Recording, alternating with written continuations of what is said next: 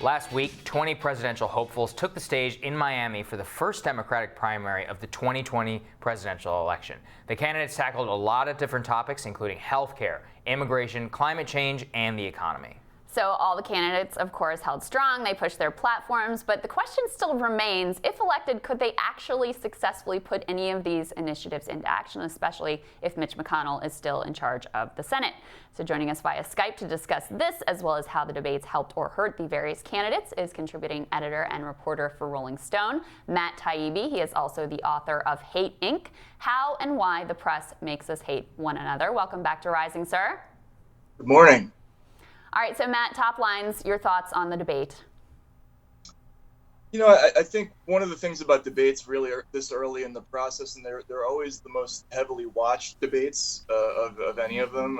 This one broke the record, I think. The second one did for Democratic Party viewership. It was 18 million viewers, which was behind just the Republican first debate last time, which had 24 million. But the press is always very quick to declare winners and losers, and it's so far out from when the caucuses actually take place, and that I think it's really premature. There are a lot of premature declarations that are made at this stage of the race. You know, Vanity Fair is already talking about a fatal blow to Beto O'Rourke. You know, if you talk to people on the ground and and the voters, they don't see that at all, and that's not really reflected in poll numbers either. So, Matt, what are you seeing on the ground? You're joining us from Iowa, actually. What do you actually see some of the tectonic shifts that are happening within the party that everybody in Washington is missing? First of all, there's a tremendous amount of the debates themselves were unsatisfying to basically every crowd that I've witnessed so far. That's been an issue that's come up in the Q&A of every single event that I've gone to. People didn't like the debates. They thought they were superficial and too combative. There's a lot of dissatisfaction toward the press. And, you know, people want to get sort of deeper into issues. For instance, Jay Inslee, who's the governor of Washington, people sort of stood up and said, yeah, we heard that you're the climate change candidate, but we want to know exactly what that means. And so they'll press him for 10, 15 minutes to go deep into detail about his plans on that front. I think this race is wide open. The way the caucuses are set up, at this stage of the race, it could be anybody who could win. And I think a lot of the sort of conventional wisdom about how this is going to turn out, it's totally unpredictable. Even somebody like Marianne Williamson, who I saw yesterday, she gets standing ovations here in Iowa. So you never know. You really don't, especially after Trump. You can't rule anybody out. That is a wonderful point that we should be reminded of every day, and unfortunately have reason to be reminded of every day. What did you make of course, the most explosive exchange from the debate was Biden and Senator Harris. What did you make of that moment, and what are people out in Iowa saying? Well, I mean, look, it's not I think it was more of a bad moment for Joe Biden than it was a good moment for Harris. And that's also reflected in the polls, which I hate to look at, but you do. She's risen a bit, and her fundraising numbers went up a bit, which was important. Everybody has to understand that was a huge subtext to that debate, because it took place just before the end of a fundraising quarter. And a lot of these candidates need to show that they're raising enough money to continue getting support from the donors they already have. So the candidates who are sort of flagging in the polls, like Harris, needed to do something to show their backers that they're going to be the kind of person who's going to be aggressive, for instance, against Donald Trump. So that's what that exchange was. The subtext of that exchange was about.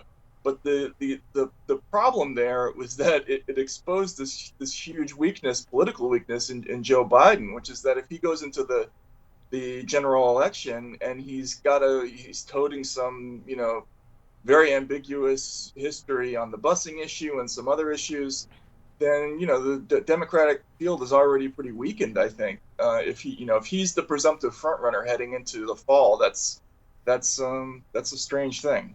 But yet, Matt, we see Joe Biden, at the top of all these polls. So many of the Democratic base, especially the older base, really just wants to go back to like 2012, which is very out of step with the progressive wing of the party, which is dominant in the activist base. How do you see that playing out in the events that you're going to?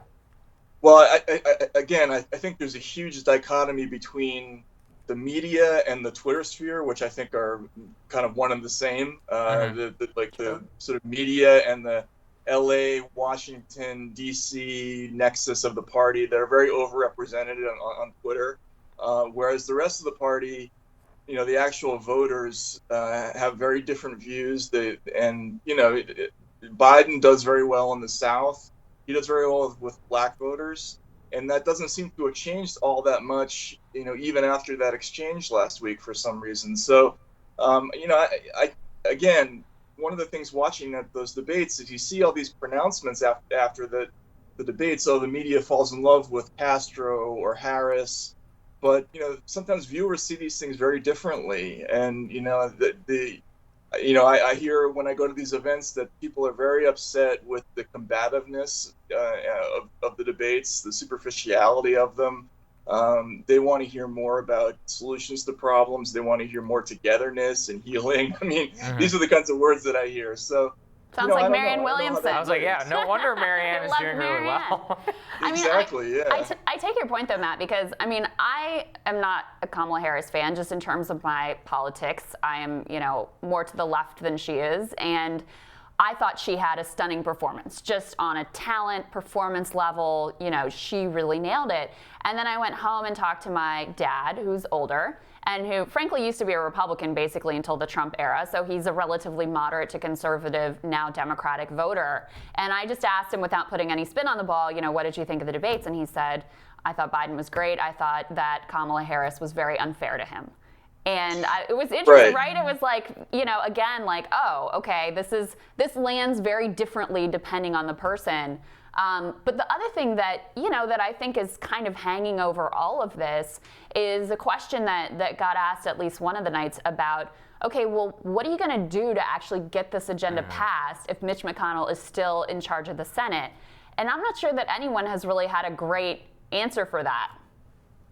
Yeah, well, to the first point, just quickly on that, I think there's a phenomenon that happens when you cover presidential campaigns for a long time, is you start to see characteristics in candidates that make you think, oh, this person has the performance skills to be the president. So, for instance, in the last race, I was with a lot of the reporters who covered Marco Rubio, and we went to his stump speeches. He's a very good performer. He looks great on the stump, and he's very together with crowds and all that. And so we all thought that this was going to be very impressive to voters, but it isn't.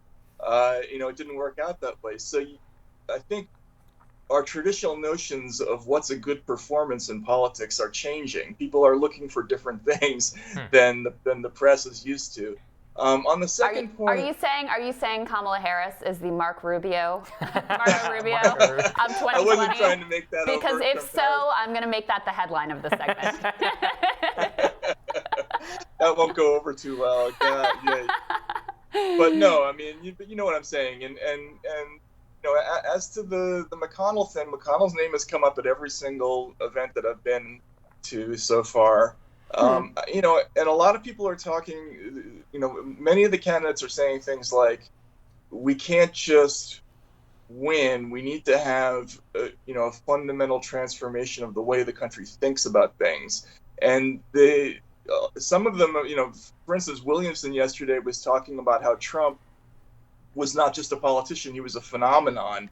And the Democrats need to come up with their own idea, their own phenomenon, something that changes not just the politics, but the psychology of the country. Yeah. And Sanders, is somebody who thinks not like that exactly, but he says something. We need to do something deeper than just win, because just winning won't get us anywhere. And that's been a pretty common theme in a lot of these events. People are talking about how, just getting into the debates is not going to be good. I'm sorry, just getting into the White House isn't going to be good enough anymore. You need to do more than that. Interesting. Really Matt, appreciate you joining us. Yeah, great to have your insights from the trail. Thank you so much. Thank you so much for having me. Coming up, presidential candidate Joe Biden has had a tough few days, as we were just discussing. Don Jr. retweets, then deletes a racially charged tweet about Senator Kamala Harris. Post-debate polling has bumped up some contenders in the Democratic field, and Mayor Pete's new fundraising numbers are pretty impressive, unfortunately. We'll talk about all of that today with Team Rising. Stay tuned.